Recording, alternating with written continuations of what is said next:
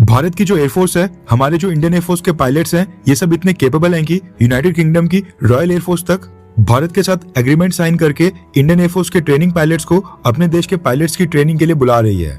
Indian air force के 3 qualified flying instructors आज की डेट में यूके रॉयल एयरफोर्स के साथ डिप्लॉयड हैं और ब्रिटिश पायलट्स को वहां पर ट्रेनिंग देने में वहां पर हेल्प कर रहे हैं। कहने का मतलब है कि इंडियन एयरफोर्स पूरी दुनिया में एक वेल रिस्पेक्टेड और बैटल एक्सपीरियंस्ड एयरफोर्स मानी जाती है, जिसने भारत के कई सारे वॉर्स का रुख ही बदल दिया है। लेकिन अब ऐसा लग रहा है कि भारी ताकतें जानबूझकर इंडियन एयरफोर्स की कैपेबिलिटीज को इफेक्ट करने की कोशिश कर रही हैं या फिर ऐसे काम कर रही हैं जिनसे इंडियन एयरफोर्स की स्ट्रेंथ के ऊपर काफी नेगेटिव असर पड़ रहा है। इंडियन एयरफोर्स को लेकर कौन सा नया चैलेंज सामने आया है, इंडियन प्रीमियर लीग यानी कि आईपीएल को लेकर क्या नए चेंजेस करने का फैसला किया गया है और ताइवान ने भारत के ऊपर क्या कमेंट किया है।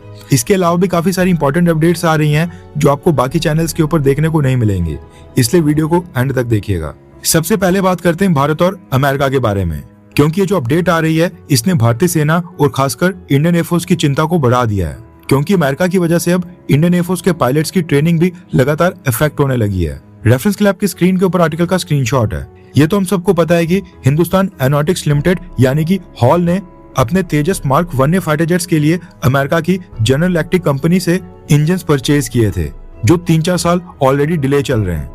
अब ये तो थी तेजस फाइटर जेट की कहानी, लेकिन हैरानी वाली बात यह है कि हिंदुस्तान एरोनॉटिक्स लिमिटेड का जो बेसिक ट्रेनर एयरक्राफ्ट प्रोग्राम है हिंदुस्तान टर्बो ट्रेनर 40, उसके लिए भी इन्होंने अमेरिका से इंजन परचेज करने की एक डील साइन की थी और अमेरिका उन इंजन की डिलीवरी भी लगातार भारत को लेट कर रहा है। दरअसल हिंदुस्तान एरोनॉटिक्स लिमिटेड अपने HTT-40 बेसिक ट्रेनर एयरक्राफ्ट के लिए साल 2022 में इन्होंने अमेरिका की हनीवेल एरोस्पेस कंपनी के साथ एक डील साइन की थी, जिसके तहत हनीवेल कंपनी ने हिंदुस्तान एरोनॉटिक्स लिमिटेड को 88 की संख्या में TP331 12B टर्बोप्रॉप इंजन और कंपोनेंट किट सप्लाई करनी थी।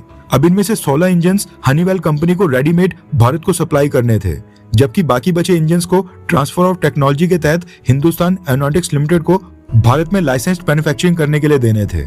हनीवेल एरोस्पेस और हिंदुस्तान एरोनॉटिक्स लिमिटेड की एश्योरेंसेस के बाद इंडियन एयरफोर्स ने किसी भी फॉरेन कंट्री के ट्रेनर एयरक्राफ्ट को ना चुनते हुए अपने स्वदेशी HTT-40 बेसिक ट्रेनर एयरक्राफ्ट को सिलेक्ट किया और साल 2023 में 70 बेसिक ट्रेनर एयरक्राफ्ट का हिंदुस्तान एरोनॉटिक्स लिमिटेड को ऑर्डर प्लेस किया था, जिसके तहत पिछले साल 2025-26 में हिंदुस्तान एरोनॉटिक्स लिमिटेड को इंडियन एयरफोर्स को 12 की संख्या में HTT-40 basic trainer aircraft deliver करने थे। लेकिन न्यूज आ रही है कि आज फाइनेंशियल ईयर 2026-27 स्टार्ट हो गया है, लेकिन अभी तक इंडियन एयरफोर्स को 70 में से एक भी बेसिक ट्रेनर एयरक्राफ्ट नहीं मिला है। कहने का मतलब है कि तेजस फाइटर जेट के साथ साथ अब इंडियन एयरफोर्स को बेसिक ट्रेनर एयरक्राफ्ट की डिलीवरी भी लगातार लेट हो रही है और इंडियन एयरफोर्स इसमें भी शॉर्टेज फेस कर रही है। अब ये न्यूज आज इसलिए आई है क्योंकि हनीवेल कंपनी ने 3 TP331 12B turboprop engine hall को डिलीवर किए हैं, जो अब HTT-40 बेसिक ट्रेनर एयरक्राफ्ट में फिट कर इंडियन एयरफोर्स को डिलीवर किए जाएंगे। अब देखा जाए तो यहाँ पर भी हम कंप्लीटली हिंदुस्तान एरोनॉटिक्स लिमिटेड के ऊपर ब्लेम नहीं डाल सकते हैं, क्योंकि अमेरिका की कंपनीज इंजन की डिलीवरी भारत को लगातार लेट कर रही हैं। जनरल इलेक्ट्रिक और हनीवेल दोनों ने ये काम किया है। कॉन्ट्रैक्ट 2-3 साल लेट किया जा रहा है, जिसकी वजह से इंडियन एयरफोर्स को बड़ी दिक्कत आ रही है। मिलिट्री एविएशन में एक पायलट की ट्रेनिंग की टोटल 3 स्टेजेस होती हैं, जिसमें सबसे बेसिक स्टेज होती है स्टेज 1, जहां पर फर्स्ट टाइम रूकी पायलट्स को बेसिक ट्रेनर एयरक्राफ्ट फ्लाई करने की प्रैक्टिस कराई जाती है और ये HTT-40 वही बेसिक एयरक्राफ्ट है। कहने का मतलब है कि इंजन डिलेस के कारण इंडियन एयरफोर्स की कॉम्बैट कैपेबिलिटीज तो प्रभावित हो ही रही हैं, लेकिन अब इंडियन एयरफोर्स को अपने नए पायलट्स को ट्रेनिंग देने में भी काफी कॉम्प्रोमाइज करना पड़ रहा है। अमेरिकन कंपनीज का कहना है कि सप्लाई चेन का इशू है, लेकिन आपको क्या लगता है कि क्या अमेरिका एक स्ट्रेटेजी के तहत ये जानबूझकर भारत के इंजन को डिले कर रहा है जिससे इंडियन एयरफोर्स कमजोर रहे, हाँ या फिर ना? नीचे कॉमेंट कर आपकी इसके ऊपर क्या राय है जरूर बताएं। नेक्स्ट अपडेट आ रही है भारत और नेपाल को लेकर। रेफरेंस के लिए आपकी स्क्रीन के ऊपर आर्टिकल का स्क्रीनशॉट है। न्यूज आ रही है कि भारत ने नेपाल की अर्थक्वेक हिट डिस्ट्रिक्ट्स में 14 नए स्कूल्स बनाने का बड़ा डिसीजन लिया है। रिपोर्ट्स के मुताबिक इन सभी स्कूल्स की कंस्ट्रक्शन के लिए भारत लगभग 56 करोड़ नेपाली रुपीस की ग्रांट प्रोवाइड करेगा, जिसके तहत भूकंप से सबसे ज्यादा प्रभावित इलाकों में अर्थक्वेक रेजिस्टेंट स्कूल बनाए जाएंगे, जो छोटे मोटे भूकंप के झटकों को सहन करने में सक्षम हो। इनमें मॉडर्न क्लासरूम्स, फर्नीचर और गर्ल्स और बॉयज के लिए अलग अलग सैनिटेशन फैसिलिटीज भी होंगी। नेपाल में साल 2015 में जो सबसे बड़ा भूकंप आया था, जिसमें 9000 लोगों की मौत हुई थी, उसमें नेपाल के हजारों स्कूल्स डैमेज हो गए थे। इसलिए भारत हर साल नेपाल के एजुकेशन सिस्टम को सपोर्ट करने और स्कूल्स की रिकंस्ट्रक्शन करने के लिए नेपाल को ग्रांट्स देता है। कहने का मतलब है कि ये ग्रांट पहली बार नहीं दी जा रही है। भारत ने पहले भी नेपाल में टोटल 70 से ज्यादा स्कूल्स और काठमांडू में त्रिभुवन यूनिवर्सिटी की सेंट्रल लाइब्रेरी की कंस्ट्रक्शन कर नेपाल को हैंडओवर कर दी है। इसके अलावा भारत का जो ईयरली बजट होता है उसमें भी नेपाल के लिए अलग से ग्रांट्स प्रोवाइड की जाती हैं। और इस साल भारत की सरकार ने नेपाल के लिए ग्रांट्स को सालाना 700 करोड़ से बढ़ाकर 800 करोड़ रुपीस कर दिया था। भारत ने नेपाल की मदद करने के लिए हमेशा ईमानदारी के साथ हाथ बढ़ाया है, लेकिन नेपाल की सरकारों ने हमेशा भारत के साथ डबल गेम खेलने की कोशिश की है और इन्हीं पॉलिटिकल पार्टीज की वजह से नेपाल में भी एंटी इंडिया सेंटिमेंट्स पिछले कुछ समय से धीरे धीरे बढ़ रहा है। अभी जो नेपाल का नया प्राइम मिनिस्टर बालेन शाह आया है, इसने तो भारत का इन्विटेशन भी एक्सेप्ट नहीं किया और इसने भारत के फॉरेन सेक्रेटरी विक्रम मिश्री सर के साथ मुलाकात करने से इनकार कर दिया था। लेकिन भारत अभी भी नेपाल की मदद करते जा रहा है। नेक्स्ट अपडेट आ रही है आईपीएल को लेकर। रेफरेंस के लिए आपकी स्क्रीन के ऊपर आर्टिकल का स्क्रीनशॉट है। नॉर्मली आईपीएल मैच मार्च से मई महीने की विंडो में खेले जाते हैं, लेकिन अब न्यूज आ रही है कि बीसीसीआई फ्यूचर में आईपीएल को मार्च मई की विंडो से हटाकर सितंबर अक्टूबर महीनों में शिफ्ट करने के ऑप्शंस तलाश कर रहा है। अब सोचने वाली बात यह है कि बीसीसीआई ऐसा क्यों कर रहा है और अगर आईपीएल सितंबर अक्टूबर में शिफ्ट होता है तो इसका प्लेयर्स, फैंस और दुनिया के बाकी क्रिकेट बोर्ड्स के ऊपर क्या असर पड़ेगा और सबसे बड़ा कमर्शियल एंगल इसमें क्या है। सबसे पहला कारण है भारत में एक्सट्रीम गर्मी। पिछले कुछ सालों में मई के महीने में भारत के कई शहरों का टेम्परेचर 45 डिग्री सेल्सियस के आसपास पहुंच गया है। ऐसी कंडीशंस में प्लेयर्स को डिहाइड्रेशन, क्रैम्प्स और फटीग का सामना करना पड़ता है और फास्ट बॉलर्स और फील्डर्स के ऊपर इसका सबसे ज्यादा असर पड़ता है। वेदर ज्यादा कंफर्टेबल होगा तो प्लेयर्स अपनी बेस्ट परफॉर्मेंस दे सकेंगे।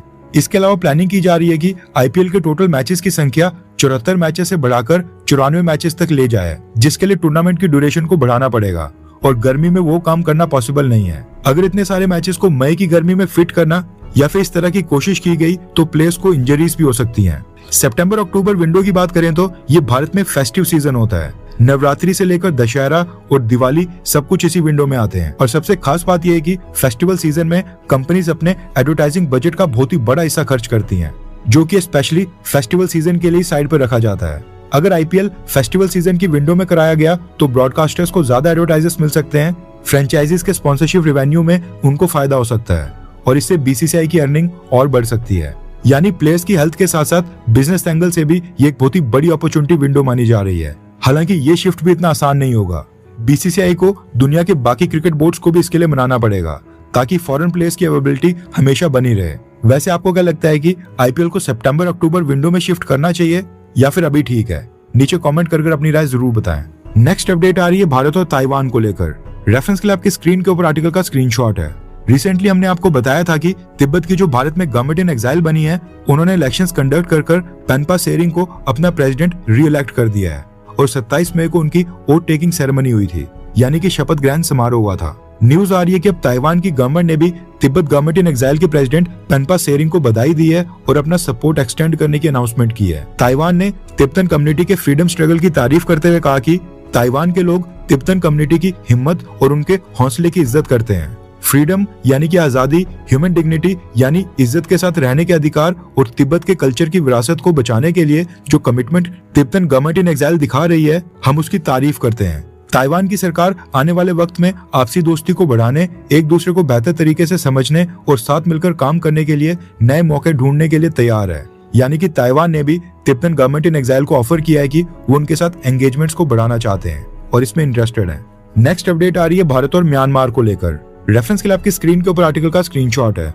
दरअसल भारत की सरकार ने म्यांमार के मिलिट्री रूलर मिन ऑन्ग हलैंग, जिसने अपने आप को म्यांमार का प्रेसिडेंट घोषित किया है, भारत ने इसको इनवाइट किया है और ये कल यानी 30 मई को भारत आ रहा है। ये टोटल 5 दिन के लिए भारत दौरे के ऊपर आ रहे हैं। इनकी विजिट कंक्लूड होगी 3 जून को। अब ये देखना इंटरेस्टिंग होगा कि भारत सरकार एक मिलिट्री डिक्टेटर को भारत में क्या प्रोटोकॉल प्रोवाइड करती है और इन 5 दिनों में इतने लंबे दौरे में ये भारत में आकर क्या क्या एग्रीमेंट साइन करते हैं। प्रॉब्लम ये है कि भारत के नॉर्थ ईस्ट में यहाँ पर डिस्टर्बेंस काफी ज्यादा बढ़ गई है। मणिपुर में वापस से क्लैशेस हो रहे हैं, फॉरेन कंट्रीज की इन्वॉल्वमेंट भी देखने को मिली है। कुछ हफ्ते पहले यूक्रेनियंस और यूएस सिटीजन को भी अरेस्ट किया गया था और रिसेंटली कई सारे नॉन स्टेट एक्टर्स और बॉर्डर एरियाज में एक्टिव मिलिटेंट ग्रुप भारत में हमले कर बॉर्डर पार कर म्यांमार के अंदर चले जाते हैं।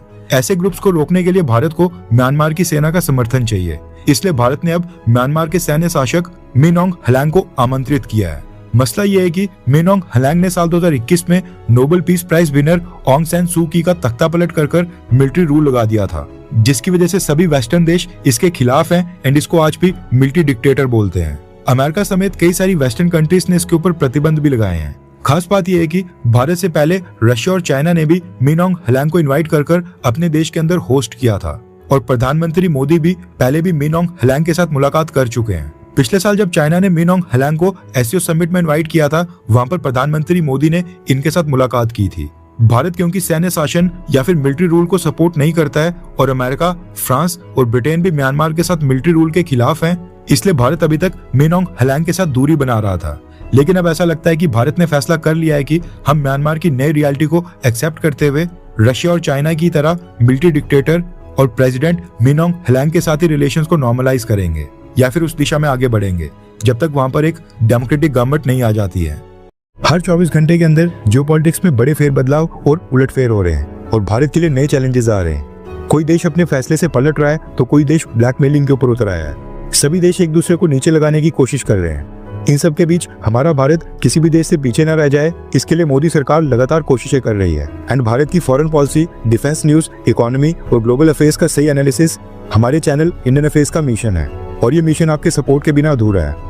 इंडियन अफेयर्स हिंदी के ऊपर हम सभी फैक्ट्स और डेटा बिल्कुल सरल भाषा में एनालाइज करते हैं, बिना किसी एजेंडा के।